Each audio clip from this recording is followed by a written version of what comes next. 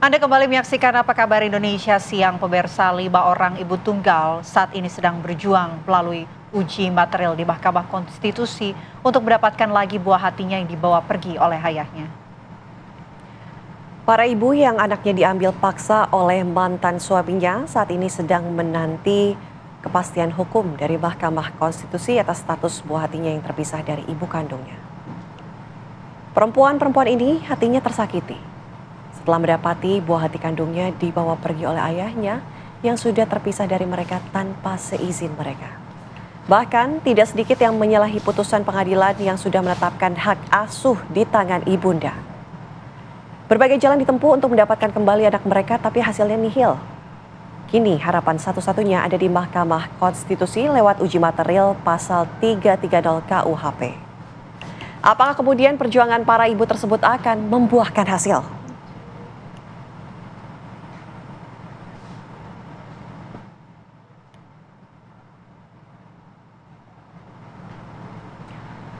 Pemirsa, untuk mengetahui lebih jauh bagaimana kemudian perjuangan seorang ibu untuk mendapatkan kembali anak kandungnya. Saat ini kami sudah bersama dengan Mbak Angelia, salah satu ibu yang mengajukan status hukumnya ke Mahkamah Konstitusi. Gimana, sehat Bu? Puji Tuhan, alhamdulillah. Alhamdulillah. Oke, bagaimana hasil putusan dari MK tadi? Jadi tadi keputusan MK akhirnya menolak petisi kami. Tapi kami melihat sebenarnya di bagian pertimbangan dari keputusan tersebut itu mensupport apa yang kami utarakan sebenarnya. Oke. Juga tadi kebetulan ada dissenting opinion, jadi ada satu hakim MK yang berbeda pendapat. Dan kami sangat berterima kasih sama Yang Mulia Pak Hakim Guntur Hamzah. Beliau mengemukakan dari berbagai sudut gitu yang menurut kami sangat mensupport kami gitu, ibu-ibu yang masih berjuang ini. Gitu. Nah, jadi mungkin dari kami walaupun MK amarnya adalah menolak, tapi kami nggak akan berhenti berjuang ya. Kami akan terus tetap berusaha mencari anak kami. Oke. Tidak akan berhenti berjuang. Apa yang akan dilakukan begitu, Mbak Angelia dan juga beberapa ibu-ibu lainnya selanjutnya? Ya. Sebenarnya kami kan mengajukan ini ke MK karena pasal 330 ini normanya tidak jelas. Jadi ditangkap bahwa ini tidak bisa diterapkan pada orang tua kandung, gitu ya. Itu yang selama ini karena ada kalimat yang bertentangan di norma. Nah, tapi kalau dari keputusan MK tadi di pertimbangannya mereka menyatakan bahwa harusnya ini bisa. Jadi ini yang akan kami bawa sekarang untuk kami meminta tolong kepada APH bahwa walaupun MK menolak tapi di pertimbangannya MK yang harusnya ini bisa diterapkan dan laporan kami tidak boleh ditolak. Jadi kayak kenyataannya berbeda di lapangan dengan yang dikatakan oleh MK. Jadi kami akan bawa ini untuk meminta bantuan APH selanjutnya dan juga pendapat dari Pak Hakim Guntur Hamzah tadi. Gitu. Mbak Angelia, tentunya ini adalah salah satu hasil dari keputusasaan ya. Mbak Angelia tidak bisa bertemu dengan anak. Boleh nggak diceritakan sedikit dulu pada saat berpisah dengan suami kemudian anak diambil gitu ya. Itu ceritanya seperti apa, Mbak? Ini panjang banget sih memang. Jadi singkat cerita saya akhirnya mengajukan cerai dari suami setelah anak saya lahir. Sebenarnya sejak awal dia suka melakukan KDRT. Mula-mula psikis, lama-lama mulai fisik. Gitu kan? Ya, dan setelah anak saya lahir itu nggak berhenti juga. Itu tahun berapa, Mbak? Pas saya berpisah. Jadi saya itu anak saya lahir 2013 dan karena dia masih terus KDRT nggak berhenti, itu 2015 kita mulai pisah rumah dan saya mengajukan cerai 2016. Gitu. Dan keputusan dari PN, Pengadilan Negeri, kemudian Pengadilan Tinggi itu hak asuh anak sama saya, gitu kan, dan ya dia harus membiayai dan sebagainya. Dia tidak pernah menepati itu. Nah kemudian makanya di 30 Januari 2020 itu saat keputusan Pengadilan Tinggi sudah keluar mengesahkan keputusan Pengadilan Negeri, dia menculik anak saya di atas jembatan Kasablanka.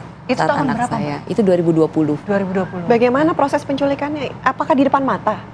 Saya sedang tidak sama anak, jadi waktu itu anak saya berangkat ke sekolah dengan mobil antar jemput sekolah, cuma sendiri.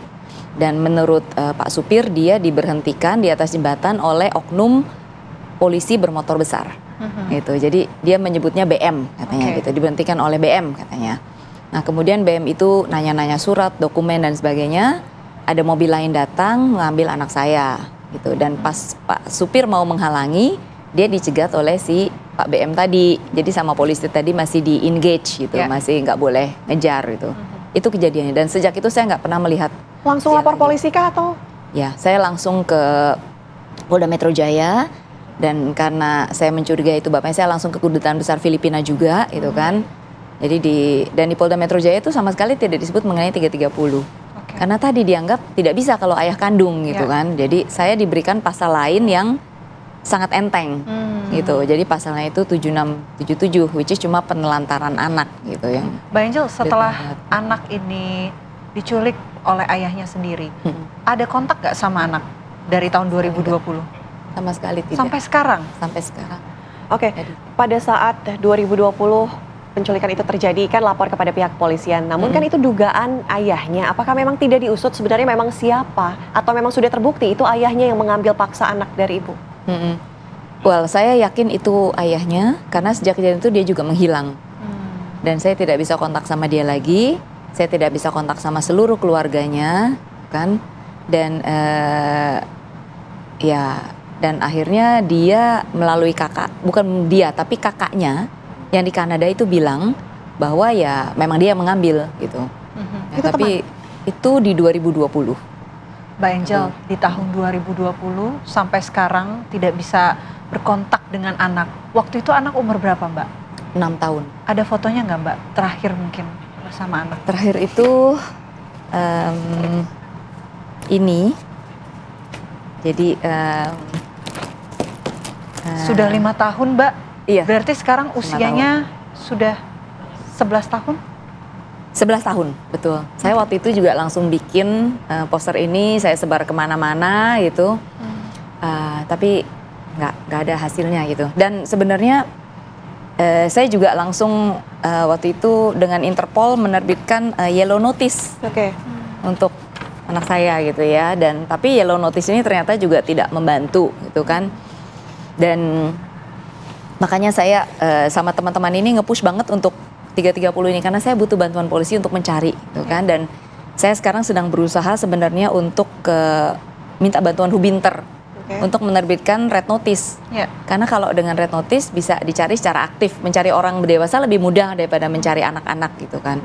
Gak kebayang perasaan Mbak Angelia itu seperti apa. Katanya sampai di rumah pun barang-barangnya masih tersimpan dengan rapi ya. Apa yang ditinggalkan tidak ada yang dibuang, tidak ada yang dipindahkan. Kalau mengobati kangennya seperti apa? Apakah hanya berdoa saja? Ya, nggak ada cara untuk mengobati kangen ya. Saya selama beberapa tahun pertama itu sama sekali tidak bisa lihat foto IG atau videonya ya, karena pasti nggak kuat gitu kan ya. Tapi akhirnya ya ketemu sama teman-teman gitu kan, beberapa ibu yang mengalami masalah yang sama dipisahkan dari anak gitu, dan akhirnya mulai berani bersuara gitu. Jadi ya kalau memang kangen ya ingat aja waktu pas IJ bilang bahwa Mama I love you gitu, dan ingat lagu yang kita nyanyikan bareng gitu, bahwa saya harus, makanya saya nggak boleh nyerah gitu, saya tetap harus mencari dia, harus menemukan dia apapun. Semua orang di dunia boleh bilang bahwa saya nggak bisa ketemu Hije, tapi saya yang mengandung dia 9 bulan, saya yang menyusui dia sampai 3,5 tahun, saya yang melahirkan dia gitu ya, saya yang membawa dia tidur, yang ngajarin dia berdoa gitu kan, ngajarin dia makan saat bapaknya nggak ada gitu. Dan saya tahu Ije cari saya gitu. Karena IJ setiap malam pasti dia selalu nunggu saya pulang, dan makanya saya nggak boleh berhenti mencari dia. Gitu. Wah, tidak terbayang ya. Mungkin begini, ketika karena anak ini juga seorang ibu ya. Seorang ibu mungkin ngerasain gitu juga ya. Iya. Rasanya seperti apa? Dari pihak kepolisian sendiri sejauh ini sudah adakah informasi lanjutan? Enggak sih, itu juga yang sangat luar biasa ya, bahwa mereka berdua menghilang, benar-benar menghilang gitu, ditelan bumi gitu, nggak ada yang bisa berhasil melacak mereka gitu. Jadi saya berusaha dengan cara saya pribadi gitu kan, mencari gitu kan, minta bantuan netizen juga, dan tapi ya nggak ketemu sampai sekarang, sama sekali nggak ada jejak digital dan sebagainya gitu. Imigrasi tidak terlihat, makanya saya sangat butuh banget bantuan dari APH, bantuan dari negara gitu kan, karena cuma negara yang bisa membantu gitu. Mungkin ini harus negara ke negara atau apa yang saya sama sekali nggak bisa lakukan gitu.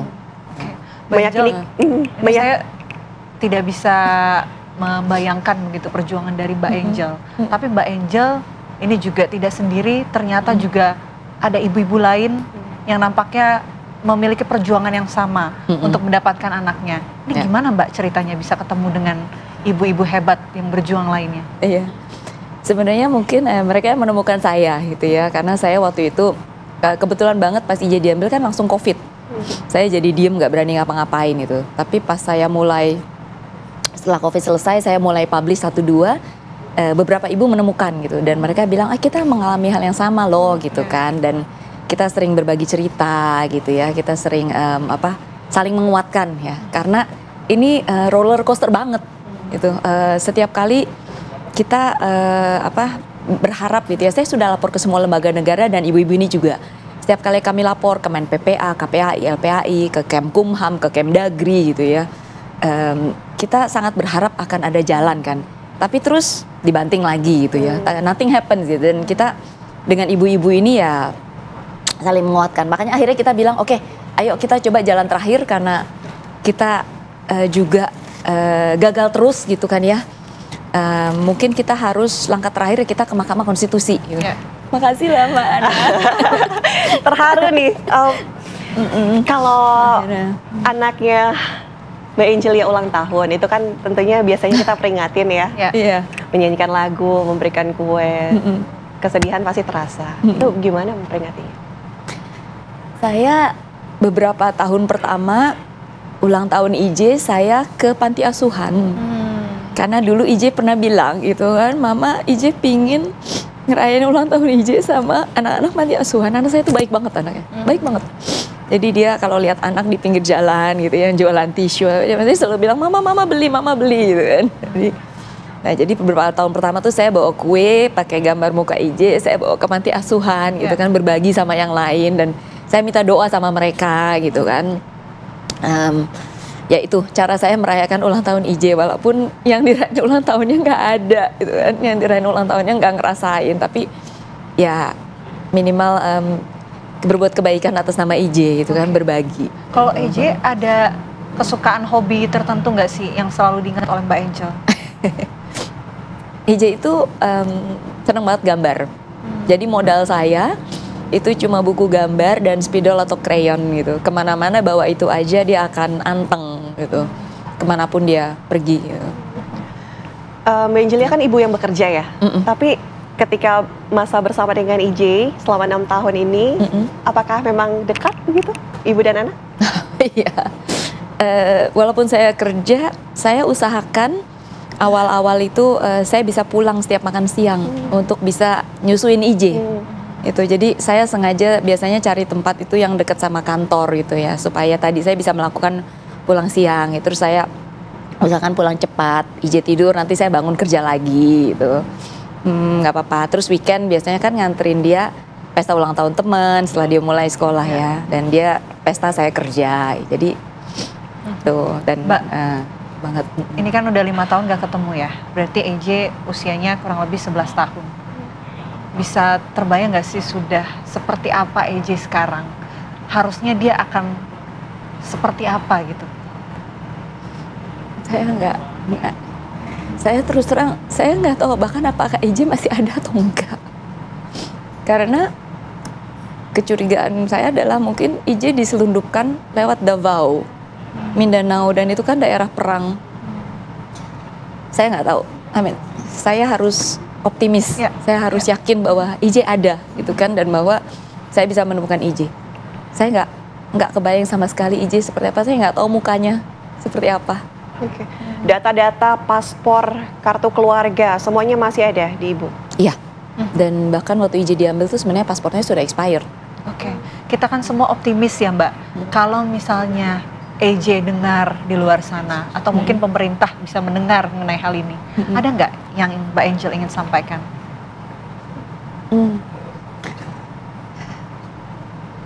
Kalau IJ bisa dengar, IJ pasti inget lagu yang Mama sering nyanyikan untuk IJ, dan kita bisa, IJ pasti inget Mama ngajarin dia doa, gitu kan, untuk pemerintah dan untuk siapa saja yang mungkin bersedia membantu. Kita ibu-ibu ini, kami cuma mama aja gitu ya, kami bukan miliarder, bukan anak jenderal, kami nggak punya pengaruh, kami bukan influencer. Kami cuma benar-benar mohon, jangan sepelekan masalah ini.